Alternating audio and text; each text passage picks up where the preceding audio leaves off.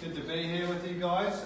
Just a little disclaimer, just like Jay Ma, some of the stories I might tell you might seem like it comes across that I'm an awful person. I just want you to know that's only because I am an awful person, so just want you guys to know that.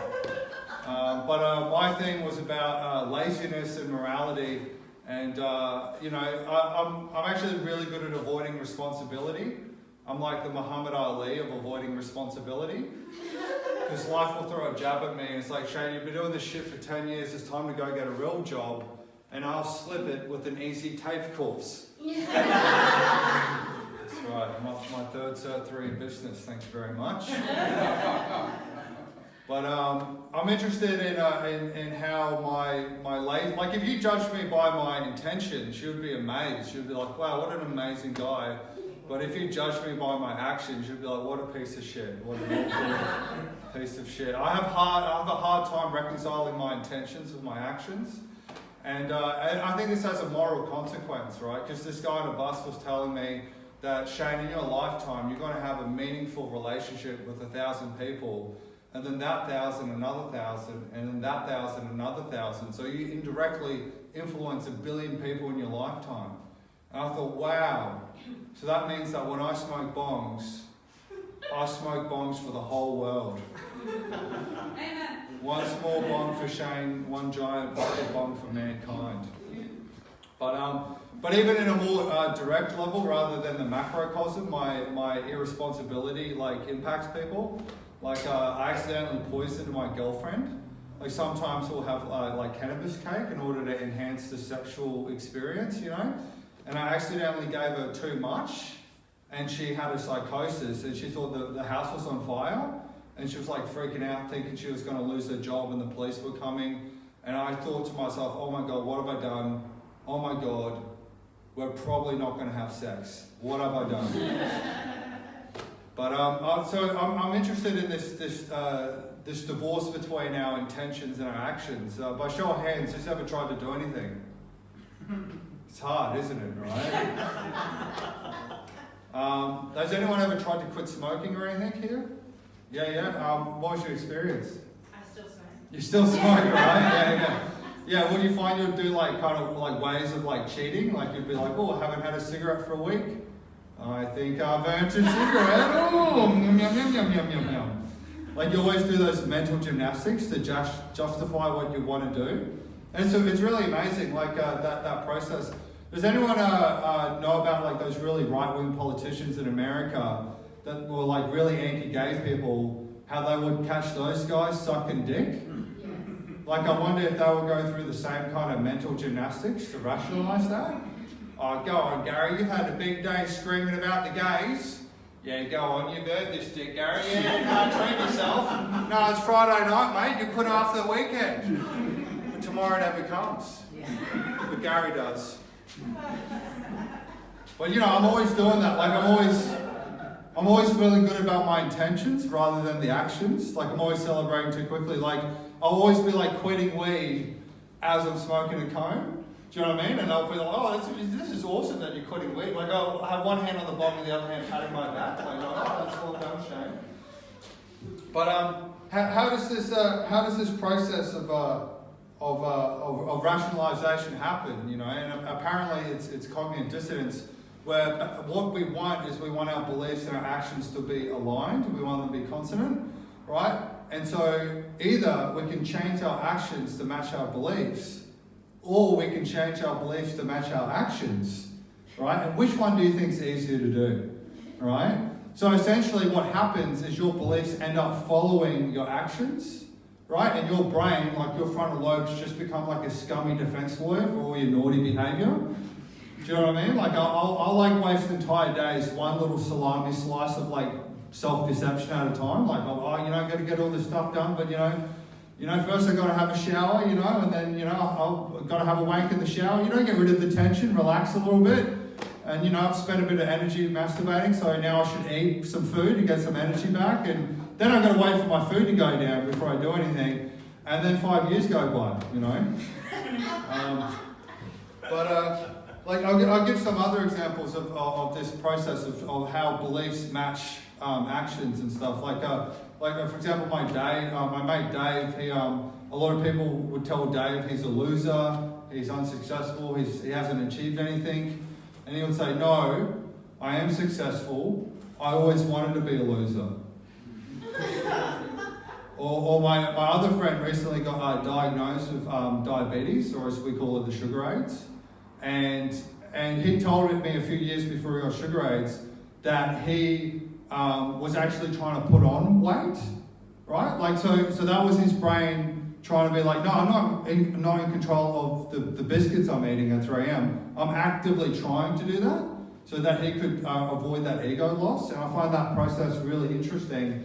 I've hung shit on two of my friends. So I'll give you an example of my crazy bullshit. I was dating a girl in Sydney, really nice girl, and then I moved back to Brisbane and I broke up with her. I gave that usual, because it's hard to be honest when you break up with someone, because I'm a selfish person and I want to sleep with other people. I couldn't tell her that, so I was like, I need space, I want to be single, I'm not ready, all this kind of crap. And she was like understanding, which was nice. And then I started seeing someone straight away in Brisbane.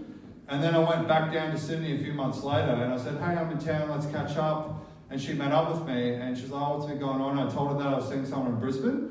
And she was upset. She was like, well, why didn't you tell me that? I wouldn't have come to meet you if that was the case. I said, just wait 1 second, one moment. And I went into the Pokies lounge and I called the girl in Brisbane and I broke up with her, right? Because in my brain, it's not cheating if I just call her up and break up with her, right? And so I was like, that's okay. And then I went and told the Sydney girl that I'm single now, I just broke up. And she was like disgusted, right? And she just like left. And then in my brain, I felt like I was the victim. Because I told the truth. This is why nice guys finish last. You try to do the right thing, and this is what you get. I felt like I was somehow being punished for that. Isn't that amazing, all that crap? But yeah, this machinery of this is a primal instinct. This machinery of the way that ego distorts our realities.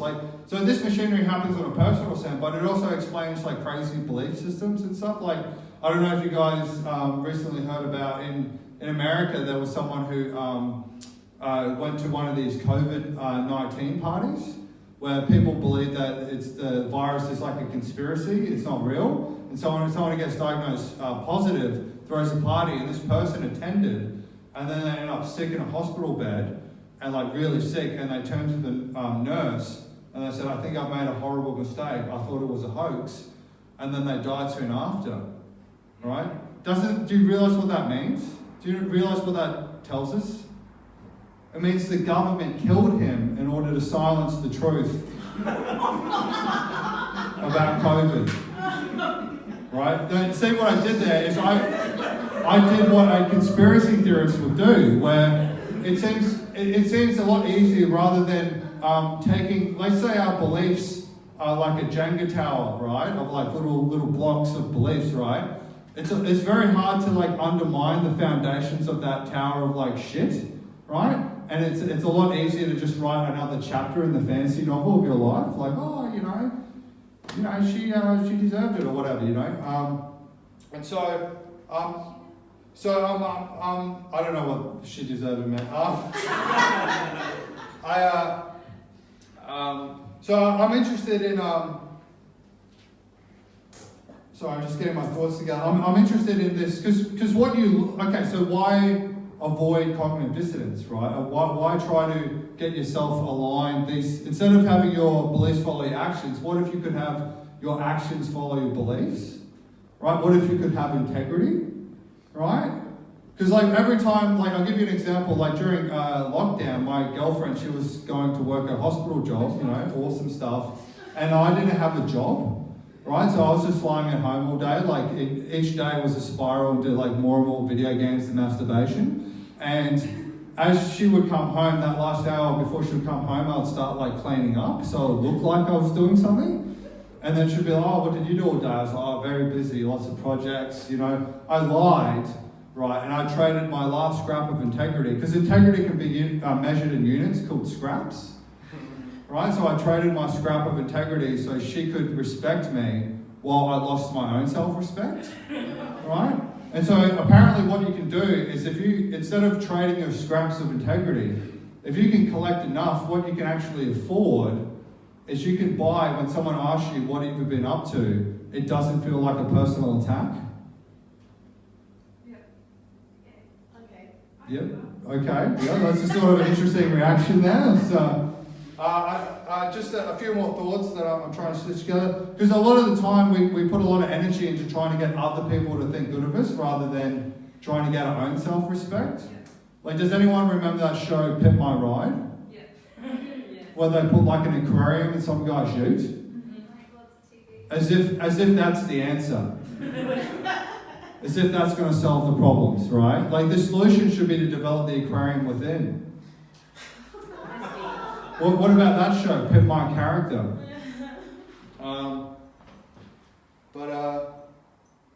I think. Oh yeah, just one more thought. I think this is the role that classical religions would play. Is because when I was an activist, I used to be like, oh man, the government's corrupt. The government is corrupt. But then I realised that I'm a corrupt government. Do you know what I mean? And like my consciousness is like a crazy president that does whatever the fuck he wants to do. And my subconscious are like journalists at the White House asking the hard questions. Mr. President, didn't you say you're going to start going to the gym? Well, we are in a motivational recession at the moment. And as motivation increases, jobs will increase.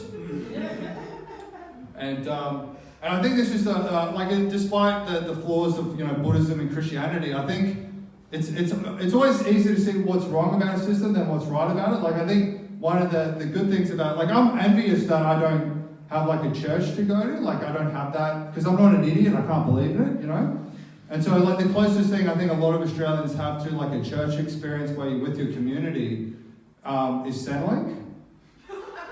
Do you know what I mean? Like, that's the closest thing I have to a religious experience or whatever, and that just doesn't cut the mustard, do you know what I mean? Like, I wish I could pray to that 3 times a day, like just find my closest Centrelink and pray to that and go, yes, I will look for 20 jobs this morning. Do that. Because I think the thing of like religious worship is it creates like little reminders in your brain that tries to make you less corrupt. Do you know what I mean? If you're trying to be Jesus or whatever. And so like it's like if your brain's a computer, it's like having a little pop-up that pops up that says, those ones that go, are you sure you wish to continue? Like, I wish I had that in my brain. Like, when I was about to do something wrong, it just pop up and go, are you sure you wish to be a piece of shit? Like, just, you know what I mean? I'll still click it probably, but I wish that I had that. Anyway, they're just some ideas on primal instincts, and thanks for your time, guys. Appreciate it.